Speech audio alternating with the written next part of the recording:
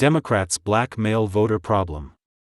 Last month, in a videotaped appearance for a Pod Save America live show, Stacey Abrams, a celebrated Democratic activist and the Democratic nominee for governor of Georgia, said that black men have the power to determine the election in that state.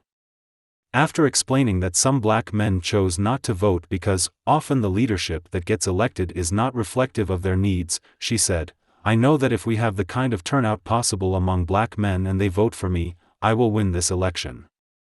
That is why my campaign has been so focused on making sure we're addressing those challenges." As the Atlanta Journal-Constitution pointed out, this echoed a statement she had made at a Stacey and the Fellas event in the state where she said, "If black men vote for me, they'll win Georgia." Why this specific focus on black men? It is most likely because an AJC poll from July found that she was significantly underperforming with black voters, with just 80% of the black electorate supporting her, although Georgia Democrats usually get more than 90% of the black electorate. The campaign seems to be focusing specifically on black men when considering this deficit.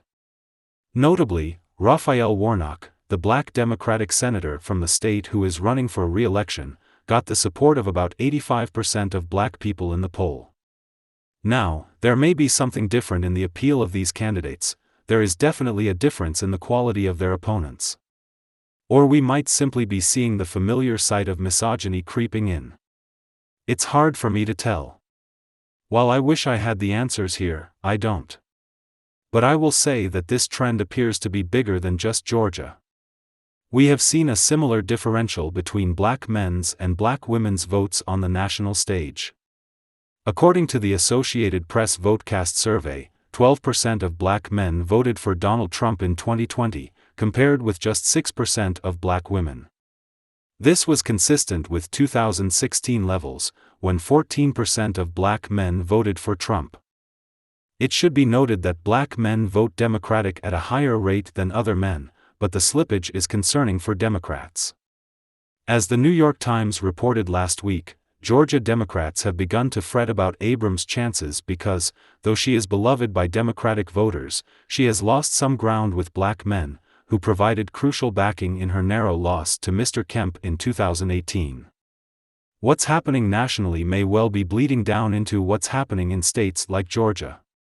In 2019, the political consultant W. Mondale Robinson founded the Black Male Voter Project, an advocacy group, to solve this very problem by trying to help black men believe in the electoral process again. As he wrote on the group's website in 2019, "I wound up doing campaign work for a long time, and one thing I noticed right away was that most of the people who determine what's said about politics generally, but progressive politics more specifically, are white men. The messaging they convey doesn't speak to my lived experience as a black man. It's not motivating to me or to the brothers I know, uncles, cousins, friends, men like my father. I think that for many progressives, this disposition can be hard to fathom. For them, the choice seems clear and binary, like night and day. They can't conceive of a reality in which voters become pessimistic about the entire process, some choosing not to vote and others casting protest votes. I also don't think it registers with progressives just how disappointed and disaffected many black men have become with our current politics."